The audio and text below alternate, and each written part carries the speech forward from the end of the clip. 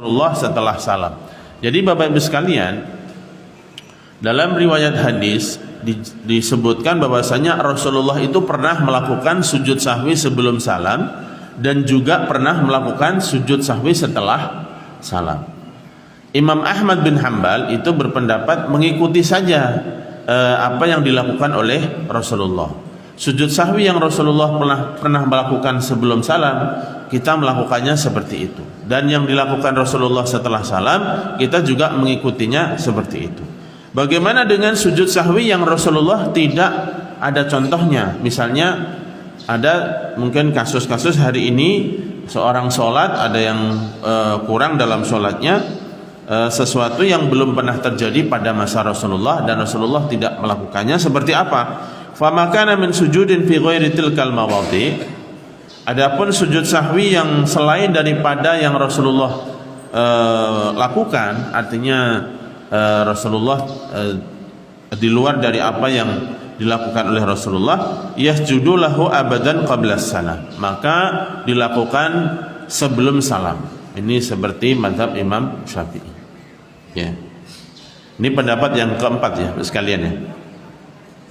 Kemudian waqala ahlu zahir, ulama-ulama dari kalangan mazhab ahlu zahir ya, ulama-ulama zahiriyah seperti Ibnu Hazm, Abu Dawud al-Zahiri ya, la yasjudu lis-sahwi illa fil mawadhi'il khamsah allati sajada fiha Rasulullah sallallahu alaihi wasallam faqat. Ulama-ulama Zahiriyah berpandangan bahwasanya seseorang yang sholat yang kemudian ada salah dalam sholatnya, maka dia tidak melakukan sujud sahwi kecuali di tempat-tempat yang Rasulullah pernah melakukan sujud sahwi. Intinya ulama-ulama Zahiriyah mengikuti apa yang pernah terjadi pada masa Rasulullah dan yang pernah dilakukan oleh Rasulullah sallallahu alaihi wasallam. Selebihnya tidak disyariatkan sujud sahwi. Ini pendapat yang kelima. Wa ghairu dzalika in kana fardhan atabihi wa in kana nadban falaysa alaihi syai'. Selain daripada yang dicontohkan oleh Nabi, jika seorang salah dalam melakukan kewajiban sholat, maka dia harus menggantinya dengan kewajiban. Kalau yang dilakukan itu adalah sesuatu yang sunnah, maka tidak perlu sujud sahwi kalau memang tidak dicontohkan oleh Rasulullah. Ini pandangan yang kelima yang dijelaskan oleh para ulama kaum muslimin. Dengan demikian Bapak-Ibu sekalian, sebenarnya dengan perbedaan pendapat ini justru memberikan penjelasan kepada kita, memberikan cara pandang kita bahwasanya syariat Islam ini sangat ya luas dan luas begitu ya, luas dan luas, sehingga mana saja yang di situ umat Islam mengambil pandangan dari ulama-ulama tersebut maka sah-sah saja ya. Karena memang realitanya Bapak-Ibu sekalian, yang terjadi pada masa Rasulullah itu adalah satu peristiwa dan Rasulullah kemudian melakukannya, dan Rasulullah tidak menjelaskan secara detail tentang status sujud sahwi itu. Rasulullah hanya melakukan ketika beliau lupa dalam satu peristiwa sholat, misalnya Rasulullah pernah lupa tidak tasyahud awal, kemudian Rasulullah sujud sahwi. Dan juga Rasulullah pernah sholat asar hanya berjumlah 2 rakaat. Kemudian selesai sholat sudah salam, ada sahabat yang menegurnya, kemudian Rasulullah memastikan kepada sahabat yang lain apakah yang dikatakan oleh si fulan ini benar. Maka sahabat-sahabat yang lain mengatakan benar wahai Rasulullah. Kemudian Rasulullah bertakbir dan menambah 2 rakaat ya. Dan pada kasus yang pertama Rasulullah melakukan sujud sahwinya itu sebelum salam, ketika beliau lupa tasyahud awal. Adapun yang case kedua di mana beliau lupa sholat asar itu hanya melakukannya 2 rakaat, kemudian beliau menambah 2 rakaat lagi Kemudian beliau sujud sahwi dan dilakukan setelah salam. Itu peristiwa yang pernah terjadi pada masa Rasulullah. Dari dua riwayat inilah kemudian para ulama menggali, mengambil kesimpulan, ya, mempelajari status tentang sujud sahwi. Kalau ditanya sebenarnya di manakah letak sujud sahwi itu dilakukan, maka terjadilah penjelasan sampai ada perbedaan pandangan sebanyak 5 pandangan dari kalangan ulama tadi, ya. Saya ulangi ya Bapak sekalian, ya. Dari 5 pendapat ulama ini, yang pertama mazhab Syafi'i, sujud sahwi itu dilakukan mutlak sebelum salam. Yang kedua mazhab ulama Hanafiyah, sujud sahwi itu mutlak dilakukan setelah salam. Ulama Imam Malik membedakan antara sholatnya itu karena kekurangan atau karena kelebihan. Kalau kekurangan dalam sholat, sujud sahwinya dilakukan sebelum salam.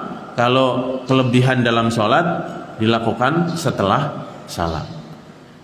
Ulama yang keempat, Imam Ahmad ibnu Hanbal, beliau berpandangan mengikuti sesuai dengan yang dilakukan oleh Rasulullah. Sujud sahwi yang pernah dilakukan oleh Rasulullah dengan segala sebabnya, yang dilakukan sebelum salam kita ikuti, dan yang dilakukan setelah salam kita ikuti setelah salam. Adapun yang tidak pernah terjadi pada masa Rasulullah, maka sujud sahwi dilakukan sebelum salam. Dan yang terakhir, ulama-ulama Zahiriyah melakukan sujud sahwi hanya yang pernah terjadi pada masa Rasulullah, mengikuti yang pernah terjadi pada masa Rasulullah. Adapun kes-kes yang lain yang tidak pernah dicontohkan oleh Rasulullah, jika yang salah dalam sholat itu berupa kewajiban, maka harus diganti dengan kewajiban itu, ya. Apabila yang terjadi itu adalah sunnah, maka tidak perlu sujud sahwi. Ini menurut pandangan ulama Zahiri, ya. Di sini Bapak Ibu sekalian kemudian dijelaskan kenapa para ulama berbeda pendapat. Yang tadi sudah saya singgung sedikit. Wasababu fi ikhtilafihim, dan yang menjadi faktor penyebab, ya, yang menjadi sebab kenapa para ulama itu berbeda pandangan. Annahu alaihi salatu wassalam, karena Nabi Muhammad sallallahu alaihi wasallam. Jadi perbedaan ini Bapak Ibu sekalian juga didasari karena riwayat hadis. Bukan mereka semata-mata ingin berbeda, gitu ya. Bukan semata-mata ingin berpendapat, hanya pendapatnya berdasarkan hawa nafsu ataupun keinginan belaka, yang penting berbeda, bukan. Akan tetapi memang disebabkan karena riwayat yang menjelaskan tentang sujud sahwi yang pernah terjadi pada masa Rasulullah, sehingga para ulama berbeda dalam memahaminya.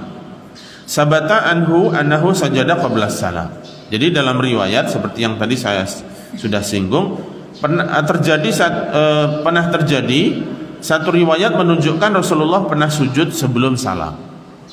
Wasajada ba'da salam, dan juga dalam riwayat lain terdapat yang menunjukkan bahwasanya Rasulullah sujud sahwi setelah salam. Wa dzalika annahu sabata min hadisi Ibni Buhainah. Di antara riwayat yang menunjukkan tentang peristiwa sujud sahwi ini adalah hadis yang diriwayatkan oleh atau bersumber dari Ibnu Buhainah. Beliau berkata, "Shalla bina Rasulullah sallallahu alaihi wasallam rakaataini tsumma qama falam yajlis." Rasulullah pernah salat bersama kami. Pada rakaat kedua beliau itu tidak duduk, tapi langsung berdiri. Yang semestinya atau yang biasanya ketika rakaat kedua itu kan kita duduk, atau Rasulullah biasanya duduk untuk tasyahud awal. Tetapi kali itu Rasulullah pada rakaat kedua tiba-tiba langsung bangun.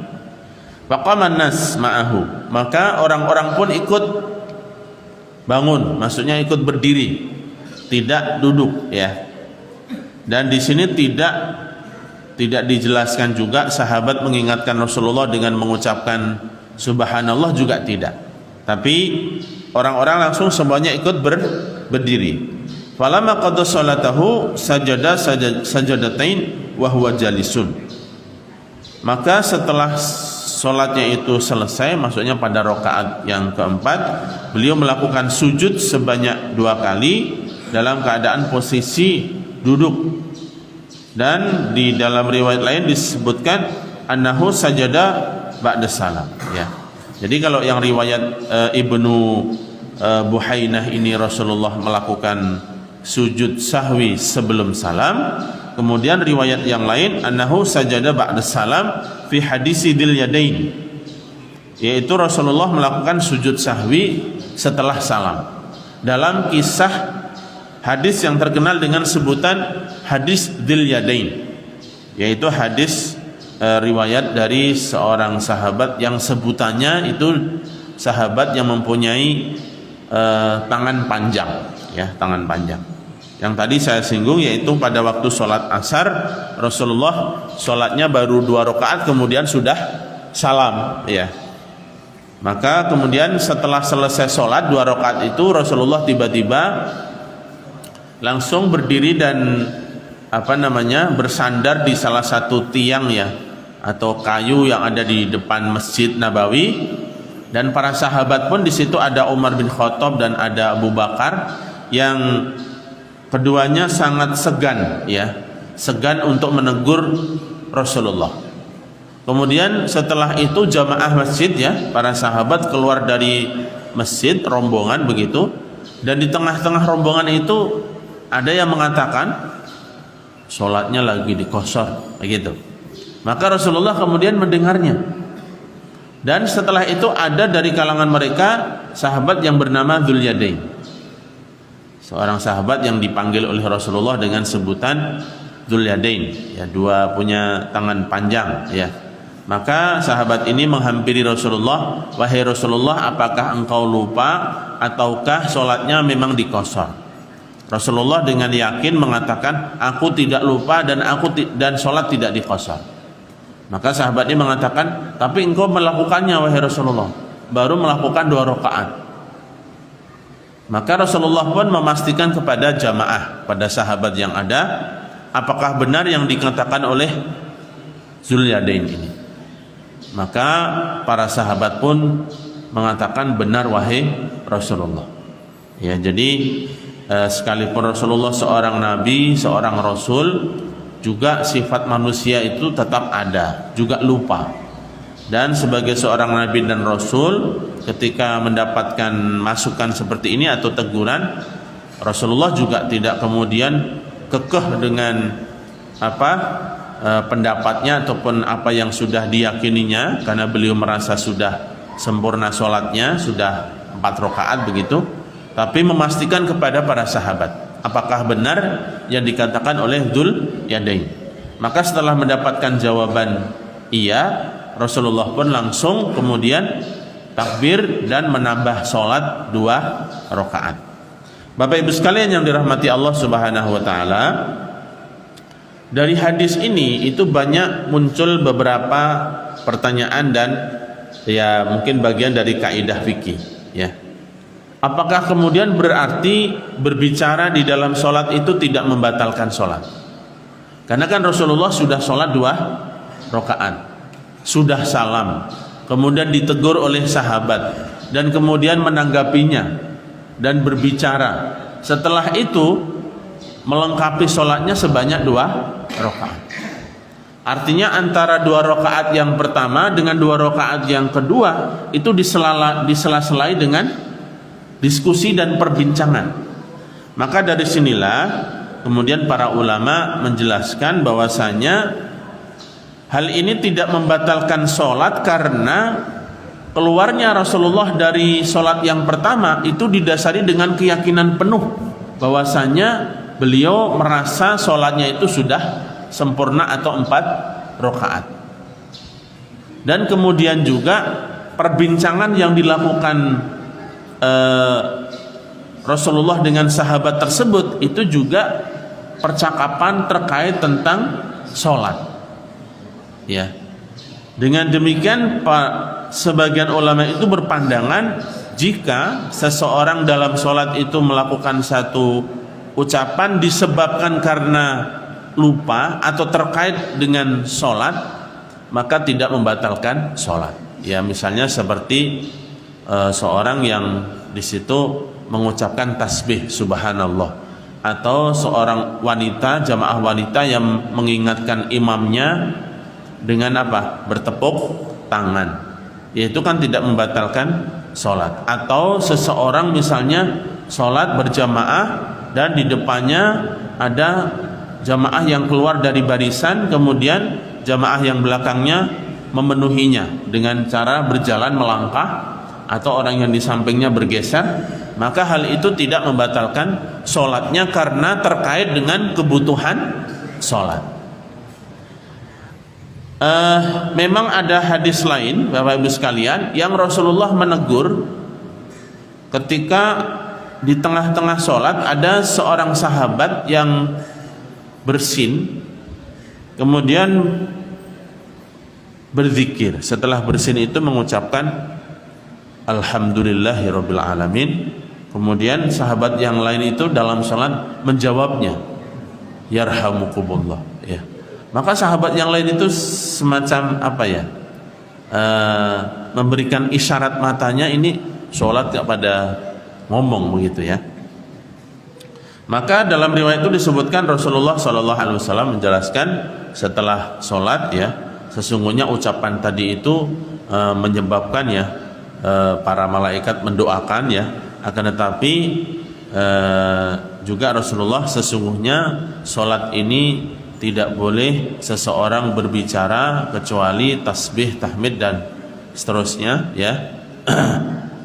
Karena sholat ini adalah sedang bermunajat kepada Allah Subhanahu wa ta'ala. Tetapi Rasulullah tidak memerintahkan sahabat tersebut untuk mengulangi sholatnya. Nah, sebagian ulama yang lain mengatakan bahwasanya hadis tentang teguran Rasulullah untuk berbicara di dalam sholat itu menghapus kedudukan tadi, perbincangan sholat yang ada di dalam lupa tadi. Akan tetapi riwayat yang menjelaskan ada terjadi perbincangan di dalam sholat kemudian Rasulullah menegurnya dan mengatakan bahwasanya sholat itu tidak sah berbicara di dalamnya kecuali tasbih, tahmid dan tahlil, karena itu adalah munajat. Ini hadisnya lebih awal daripada hadis tentang lupanya Rasulullah yang kemudian di dalamnya ada sujud sahwi. Dengan demikian dalam kaidah tentang apa namanya, nasikh wal mansukh, bahwasanya yang bisa menasakh ataupun menghapus itu adalah riwayat yang semestinya datang belakangan, bukan riwayat yang datang di depan, ya. Karena bagaimana mungkin sesuatu yang datang di awal menghapus sesuatu yang datang di kemudian hari? Itu tidak logis, ya. Sebagaimana lah misalnya undang-undang tahun 1980, kemudian ada undang-undang baru 1990. Tentu yang menjadi tidak berlaku atau yang direvisi, diperbaiki adalah undang-undang yang lebih lama. Begitu juga dalam hadis. Dalam hadis ada nasikh wal mansukh sebagaimana juga dalam Al-Qur'an. Dan selalunya yang menghapus itu datang belakangan dan yang dihapus datang sebelumnya, ya. Fa dhahaba alladziina jawazu al-qiyas fi sujudis sahwi a'ni alladziina ra'au ta'diyatul hukm fil mawadhi'i allati sajada fiha ila asbahiha fi hadhihi al-asar as-sahihah salah satu madzhab. Oleh karena itu berdasarkan dua hadis ini, di mana Rasulullah pernah sujud sahwi sebelum salam, juga Rasulullah pernah sujud sahwi setelah salam, maka disinilah kemudian para ulama itu mengambil pemahaman menjadi 3 kelompok. Tapi hasil pendapatnya itu tadi ada 5. Tapi tata cara memahaminya itu ada 3. Tata cara memahaminya yang seperti apa? Yang pertama madhabut tarjih, yaitu mengambil pendapat yang menguatkan. Dari dua hadis ini mana yang lebih dianggap kuat? Pendapat pertama dan kedua itu mengambil mazhab tarjih. Pendapatnya Imam Syafi'i dan pendapat siapa? Ulama mazhab Hanafiyah. Itu mengambil mazhab tarjih. Mazhab tarjih itu adalah lebih menguatkan salah satu daripada hadis yang lainnya. Mazhab ulama Syafi'iyah itu lebih menguatkan hadis sujud sahwi sebelum salam. Ulama-ulama Hanafiyah lebih menguatkan hadis sujud sahwi setelah salam. Kemudian yang kedua adalah mazhabul jam'i, yaitu mengambil mazhab kombinasi, menghimpun, menggabungkan antara dua hadis itu. Ini seperti yang dilakukan oleh Imam Malik dan ulama-ulama dalam mazhab itu. Kedua-duanya dilakukan. Sujud sahwi sebelum salam juga dilakukan, sujud sahwi setelah salam juga dilakukan. Sujud sahwi sebelum salam dilakukan apabila yang terjadi dalam sholat itu satu kekurangan. Sujud sahwi setelah salam dilakukan apabila yang terjadi di dalam sholat itu adalah kelebihan. Ini memahami dengan cara mengcombine, menggabungkan dua-duanya. Jadi dua-dua hadis itu dilakukan. Dua-duanya dilakukan dengan alasan yang berbeda. Ya. Kemudian yang metodologi yang ketiga adalah mengkombinasi dengan mentarjih. Ini yang dilakukan oleh siapa? Pendapat keempat dan kelima, yaitu Imam Ahmad bin Hanbal dan ulama Zahiriyah. Imam Ahmad bin Hanbal menghimpun tadi hadis bahwasanya sudahlah kita cukup mengikuti apa yang dilakukan oleh Rasulullah. Kalau memang seorang lupa sholatnya, misalnya sholat zuhur baru 3 rakaat sudah salam, kemudian diingatkan oleh orang, maka kita lakukan saja menambah 1 rakaat, setelah itu sujud sahwi setelah salam, karena Rasulullah melakukan seperti itu. Atau yang pertama, misalnya seseorang lupa tasyahud awal, tahiyat kedua, rakaat kedua dia langsung bangkit, tidak duduk, maka sujud sahwinya dilakukan sebelum salam. Kita ngikuti apa yang ada, tapi selain daripada yang ada, maka dilakukan sebelum salam. Berarti beliau lebih mentarjih, lebih menguatkan hadis sebelum salam. Ini pendapat metode yang ketiga yang dianut oleh ulama mazhab Hambali dan Ahlul Zahir. Ahlul Zahir juga mirip dengan Ibnu Hanbal, mengikuti apa yang dilakukan oleh Rasulullah. Apa yang tidak dilakukan oleh Rasulullah tidak pernah terjadi, sudah tidak kita lakukan saja. Ya begitu. Apabila itu pekerjaan-pekerjaan yang sifatnya sunnah, tidak perlu ada sujud sahwi lagi. Tetapi kalau yang wajib, maka harus diganti kewajiban itu. Adapun yang dicontohkan oleh Rasulullah, kita ikuti yang pernah terjadi pada masa Rasulullah. Itulah Bapak Ibu sekalian, kenapa para ulama berbeda pendapat. Dari hadis yang sama, ya, riwayat yang sama, tetapi menimbulkan atau menghasilkan pendapat yang berbeda, sampai ada 5 pendapat, karena perbedaan di dalam melakukan pendekatan, dalam memahami atau tata cara memahami hadis tersebut berbeda. Ya. Faman rajjaha hadis Ibnu Buhainah, ini sebagai penjelasan bagi mereka yang menguatkan hadis Ibnu Buhainah di mana Rasulullah sujud sebelum salam, maka dia akan mengambil hadis itu, sehingga berpendapat sujud sahwi itu disyariatkannya sebelum salam. Bagi yang menguatkan hadis yang Abi Sa'id Al-Khudri di mana Rasulullah sujud setelah salam, wahtajal lidzalika bihadisi Abi Sa'id Al-Khudri, dan hadis Ibnu Buhaitah yang mana Rasulullah sujud sebelum salam itu juga dikuatkan dengan hadis Abu Sa'id Al-Khudri. Rasulullah sallallahu alaihi wasallam pernah bersabda, "Idza syakka ahadukum fi sholatihi," jika salah seorang di antara kalian itu ragu dalam sholatnya, falam yadri kam sholat, dia tidak mengetahui secara pasti berapa rakaat dia sudah sholat, asalasan am arba'an, apakah dia sudah sholat 3 rakaat atau 4 rakaat, fal yusolli rakaatan, maka hendaklah dia menambah 1 rakaat, wal yasjud sajadaini wa huwa jalisun qabla taslim, maka hendaklah kemudian setelah itu sujud 2 kali dan dilakukan dalam keadaan dia duduk sebelum salam. Ini hadis Sa'id Al-Khudri yang secara eksplisit Rasulullah menyatakan bahwasanya sujud sahwi dilakukan sebelum salam. Cuman memang ini kasusnya adalah ketika seseorang lupa ataupun ragu sholatnya itu sudah 3 rakaat atau sudah masih 3 rakaat atau sudah 4 rakaat. Fa in kanat raka'atul lati shallaha khamisatan syafa'aha bihataini sajadatain. Wa in kanat rabi'atan fa sajadatani targhibun lisyaitan.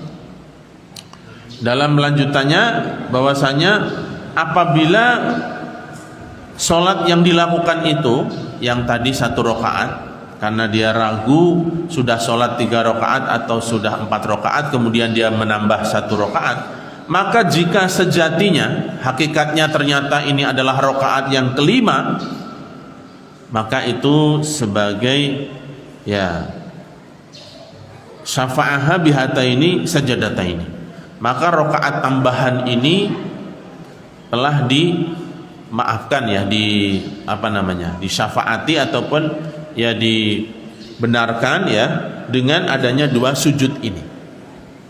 Namun jika ternyata 1 rakaat yang dia lakukan itu benar rakaat yang keempat, maka 2 sujud ini sebagai targhimun lisyaitan, sebagai sujud yang untuk mengancam ya, ataupun membuat syaitan itu sedih. Bapak Ibu sekalian, ketika seorang muslim itu sedang sujud, maka syaitan itu sebenarnya menangis ya. Dia mengatakan sungguh ya, dia dulu aku disujud oleh Allah, diperintahkan sujud oleh Allah dan aku membangkangnya, maka bagiku masuk neraka ya. Dan orang-orang ini bersujud kepada Allah dan baginya surga. Maka ketika seorang itu sujud, maka membuat syaitan itu sangat sedih ya. Nah, ini hadis ini sebagai penguat kepada terhadap pendapat yang mengatakan bahwasanya sujud sahwi itu dilakukan sebelum salam. Ini yang dianut oleh ulama-ulama mazhab Syafi'i. Qalu fa fihi sujud qabla salam li ziyadah. Dan bahkan dalam sujud sebelum salam dalam hadis ini termasuk di dalamnya juga sujud sahwi yang disebabkan karena kelebihan sholat. Jadi pendapat Imam Syafi'i yang mengatakan bahwasanya sujud sahwi itu selama-lamanya dilakukan sebelum salam, beliau juga tahu bahwasanya kesalahan di dalam sholat itu meliputi kekurangan dan meliputi kelebihan. Dan berdasarkan hadis ini, maka sujud sahwi itu selalunya dilakukan sebelum salam.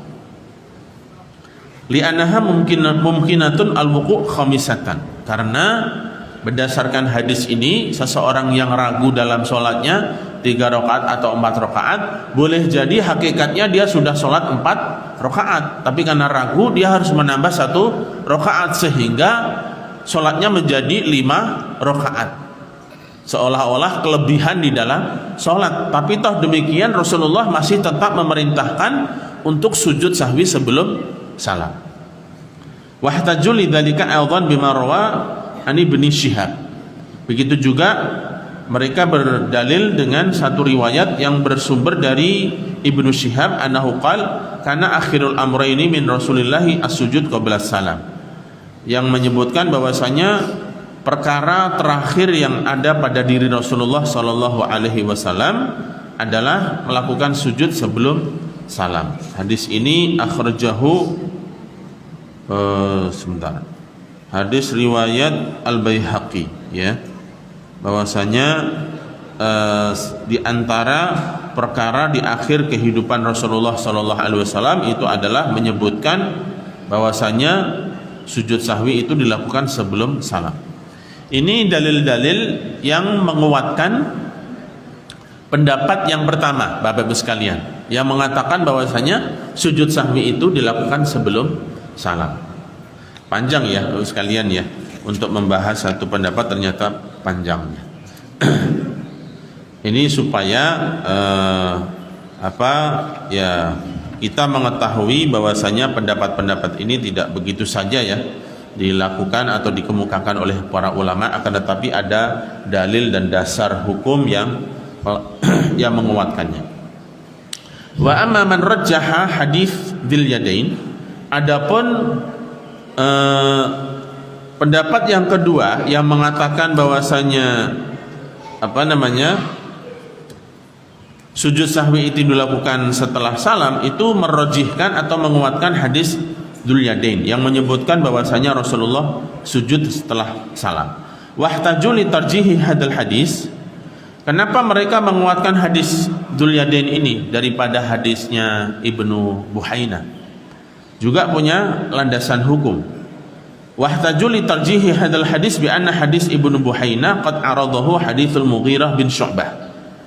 Ulama-ulama Hanafiyah mengatakan bahwasanya hadis Ibnu Buhaina yang mengatakan sujud sahwi itu dilakukan sebelum salam itu bertolak belakang dengan hadis Mughirah bin Syu'bah, di mana Rasulullah sallallahu alaihi wasallam qama min isnataini wa lam yajlis tsumma sajada ba'da salam, yaitu bertentangan dengan hadis ini tadi, hadis Mughirah bin Syu'bah, yang mana Rasulullah itu pernah sholat pada rakaat kedua itu beliau bangkit berdiri, tidak tahiyat awal, kemudian setelah itu sujud sahwi dan dilakukan setelah salah. Ini ada riwayat Al-Mughirah bin Syu'bah. Qala Abu Umar laysa mislahu fi an-naqli fayu'arad bihi wahtajju aidan lidzalika bihadis Ibnu Mas'ud as-sabit anna Rasulullah sallallahu alaihi wasallam shalla khamsan sahyan wa sajada li sahbihi ba'da salam. Pernah Rasulullah sholat sebanyak 5 rakaat karena lupa dan beliau sujud setelah salam. Ini dalil-dalil yang dikemukakan oleh ulama mazhab Hanafi yang lebih menguatkan sujud sahwi itu dilakukan setelah salam. Ya, sekali. Wa amma man dhahaba madhhab al-jam'i, adapun mereka yang berpandangan yang mengambil metode atau manhaj kombinasi, yaitu mengambil dua-duanya, kadang sujud sahwi sebelum salam dan kadang sujud sahwi setelah salam. Inna hadhil ahadits la tatanaqad, sesungguhnya hadis-hadis ini yang menunjukkan sujud sahwi sebelum salam maupun hadis yang menunjukkan sujud sahwi setelah salam itu tidak kontradiktif, tidak bertentangan. Akan tetapi anna sujud fiha ba'da salam innama huwa fi ziyadah wa sujud qabla salam innama fi nuqsan. Jadi kedua-duanya itu tidak bertentangan, namun sujud tersebut ada alasannya. Kalau alasannya itu karena kurang di dalam sholat, maka sebelum salam sujud sahwinya. Kalau alasannya itu karena kelebihan sholat, maka sujud sahwinya setelah salam. Jadi tidak ada yang bertentangan, sehingga dua-duanya diambil, ya. Tapi kalau mau diperdebatkan lagi, Bapak Ibu sekalian, tadi ya hadis yang dikemukakan oleh mazhab yang pertama, Rasulullah yang bersabda, jika salah seorang di antara kalian lupa sholatnya, apakah sudah 4 rakaat atau masih 3 rakaat, maka tambahlah 1 rakaat. Dan kemudian sujud sebelum salam. Bunyinya dalam hadis itu. Nah, di sini di hadis ini juga ada kelebihan sholat, tetapi perintah sujudnya sebelum salam. Ya. Intinya memang Bapak Ibu sekalian, inilah dalam memahami sebuah hadis. Ya, hadis yang riwayatnya cukup banyak sehingga menimbulkan perbedaan pandangan. Sekali lagi kita mengambil sikap adanya perbedaan ini, Bapak Ibu sekalian, justru memberikan kelapangan di dalam menjalankan syariat. Jangan kita berpikir syariat Islam kagak jelas, misalnya ulamanya aja gak konsisten, ada yang pendapat ini pendapat itu. Justru ini memberikan kelapangan di dalam menjalankan ibadah. Dan bagaimana sikap toleransi kita, karena toleransi itu juga ada toleransi antara agama, ada juga ada toleransi di dalam menjalankan agama. Karena kalau dalam tubuh umat Islam sendiri itu tidak ada toleransi dalam bersikap menjalankan fikih, mungkin akan banyak juga kegaduhan. Dalam sejarah sudah terjadi Bapak Ibu sekalian. Ya, dalam sejarah pernah disebutkan ya, saya lupa dalam pemerintahan kekhilafahan siapa, sholat di masjid di Ka'bah, di Masjidil Mukarramah itu sampai ada 4 imam. 4 imam dalam waktu sholat. Semuanya sholat sesuai dengan madhabnya. Bapak sekalian, luar biasa mungkin perselisihan dan menyebabkan perpecahan. Bahkan sampai Bapak sekalian, umat muslim yang mengikuti mazhab Hanafi tidak boleh nikah dengan umat Islam yang mengikuti mazhab Syafi'i. Sampai sebegitu dahsyatnya Bapak sekalian, karena tidak ada tadi kesepahaman dan toleransi dalam menjalankan fikih. Padahal semuanya itu lahir dari tata cara memahami sebuah teks. Ada teks Al-Quran, ada teks hadis, kemudian para ulama berusaha untuk memahami, menggali hukumnya, menghasilkan pendapat yang berbeda, kemudian pengikutnya saling ta'assub dalam mengikuti pendapat tertentu. Ini yang menyebabkan bahaya apabila ta'assubnya itu terhadap suatu pendapat ulama, ya. Meskipun tentu kita sebagai umat Islam berusaha dalam menjalankan agama dan menjalankan syariat ini berdasarkan dalil yang mana yang lebih kuat, ya, mana yang lebih kuat dalilnya dan seterusnya. Tentu juga memahami dalil ini mana yang lebih kuat dan mana yang dianggap lemah, itu pun juga terjadi perbedaan pandangan, ya. Intinya Bapak Ibu sekalian, dalam hal kita mensikapi perbedaan ini harus lapang dada. Selama itu ada dalil yang mendukungnya, maka kita baik-baik saja, insya Allah, ya Bapak Ibu sekalian. Jadi saya masih terkait dengan pelajaran Ustaz ini. Masalah sujud ini masalah penting Ustaz, ya. Sujud karena memang ada dalam hadisnya. Ini tadi sudah dijelaskan dengan jelas. Namun mungkin kalau lebih jelas lagi kalau dipraktekkan, dipraktekkan bagaimana sujud sahwi sebelum salam dan sujud sahwi setelah salam. Okay. Ini mungkin masih bingung, siapa aja masih bingung. Oh, tata caranya. Ya. Ya, baik. Sedikit lagi ya Pak, ya. Sedikit lagi. Nanti boleh saya minta tolong Pak Suripto untuk mempraktekannya. Nanti saya pandu, gitu ya Pak, ya. Tapi bisa dicerna ya Bapak sekalian, ya, tata caranya. Sebenarnya gampang saja. Jadi mungkin sebagai penjelasan secara verbal, tata cara sujud sahwi sebelum salam adalah ketika misalnya kita sudah selesai tahiyat akhir, maka sebelum kita assalamualaikum kita takbir, Allah Akbar, sujud, kemudian Allah Akbar, bangkit dari sujud, duduk, kemudian takbir lagi sujud kedua, kemudian takbir lagi untuk duduk, dan setelah itu assalamualaikum warahmatullah, assalamualaikum warahmatullah. Kalau yang setelah salam, ketika kita selesai sholat, selesai tahiyat akhir, kita langsung assalamualaikum warahmatullah, assalamualaikum warahmatullah. Setelah itu takbir, Allahu Akbar, sujud sahwi, Allahu Akbar, duduk, Allahu Akbar, sujud sahwi, Allahu Akbar, duduk, dan tidak perlu salam lagi. Karena namanya juga sujud sahwi setelah salam, jangan salam lagi. Kalau salam lagi nanti jatuhnya sujud sahwi sebelum salam, kan begitu? Iya. Baik. Jadi pendapat yang pertama dan kedua ini Bapak Ibu sekalian adalah madhabut tarjih, lebih menguatkan dari dua hadis yang ada, ya. Ulama-ulama Syafi'iyah lebih menguatkan hadis yang sujud sebelum salam, ulama Hanafiyah sujud setelah salam, ulama Malikiyah mengkombinasi, mengambil dua-duanya, karena mereka memahami Rasulullah melakukan sujud sebelum salam itu ada alasannya, dan Rasulullah juga melakukan sujud sahwi setelah salam juga ada alasannya. Kalau yang pendapat keempat kelima ini simpel saja, tidak perlu, mungkin tidak menggali-gali alasannya, tetapi sudah kita ikuti saja yang nampak gitu ya. Yang nampak Rasulullah sujud setelah salam dalam kasus seperti itu, dalam masalah kita ikuti saja. Yang selebihnya, tapi dia juga berpendapat dilakukan sebelum salam ya. Baik Bapak Ibu sekalian yang dirahmati Allah Subhanahu wa taala, apakah masih perlu dipraktekkan? Atau sudah jelas? Sudah jelas ya? Sudah jelas Pak Dipta? Kayaknya sudah jelas ya. Jadi nanti prakteknya kalau pas lupa beneran aja ya.